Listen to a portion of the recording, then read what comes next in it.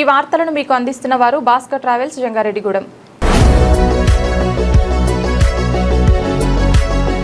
పోలవరం నియోజకవర్గంలో జనసేన నేతలు మరియు ఇతర పార్టీ నేతల మధ్య పట్టు కోసం పోటీ నడుస్తోందని స్పష్టంగా కనిపిస్తోంది.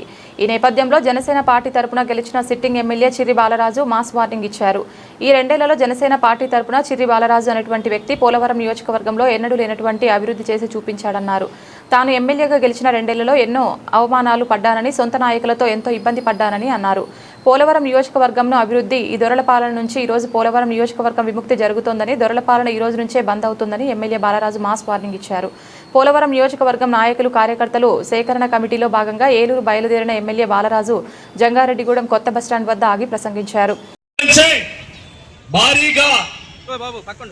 సేకరణ కమిటీ కార్యక్రమానికి ఈరోజు పోలవరం నియోజకవర్గంలో ఉన్నటువంటి నాయకులతో ఈరోజు ఏలూరు బయలుదేరడం జరిగింది. ఏదైతే జనసేన పార్టీ పోలవరం నియోజకవర్గంలో తక్కువ చేసే మాట్లాడే వారికి, అలాగే జనసేన పార్టీ పోలవరం నియోజకవర్గంలో బలంగా ఉందనడానికి నిదర్శనంగా 2024లో నన్ను భారీగా గెలిపించినటువంటి జనసేన నాయకులకు, కార్యకర్తలకు నా హృదయపూర్వక ధన్యవాదాలు తెలియజేస్తున్నాం. ఈ రెండేళ్లలో జనసేన పార్టీ తరఫున చిర్రి బాలరాజు అనేటువంటి వ్యక్తి పోలవరం నియోజకవర్గంలో ఎన్నడూ లేనటువంటి అభివృద్ధి చేసి చూపించాడు.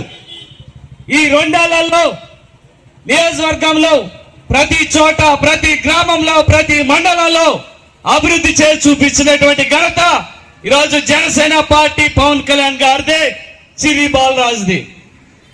ఈ రెండేళ్లలో ఎన్నో అవమానాలు పడ్డాం, మన నాయకులతో ఎంతో ఇబ్బంది పడ్డాం. అయినప్పటికీ ఈరోజు చెప్తున్నాం, ఈ దొరల పాలన నుంచే ఈరోజు పోలవరం నియోజకవర్గం విముక్తి జరుగుతోంది. ఈ దొరల పాలన ఈ రోజు నుంచే బాధ్యత జనసేన పార్టీ పోలవరం నియోజకవర్గంలో సవాల్ చేస్తున్నాం.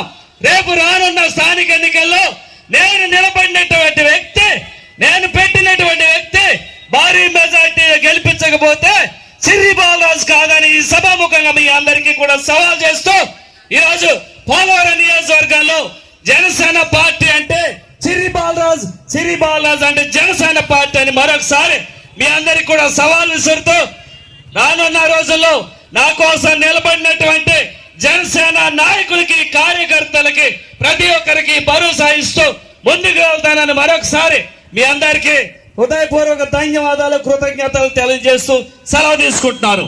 జై జనసేన.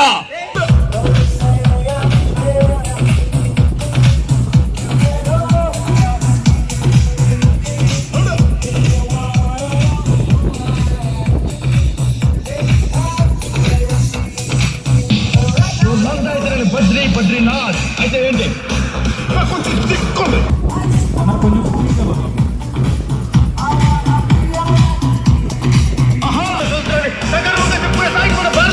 ఎప్పుడు సాయం తీసుకుంటావు? పోరాడితే పోయేదే ఏదో మనిషి సంఖ్యలు తప్ప. నాకు చిక్కలేస్తే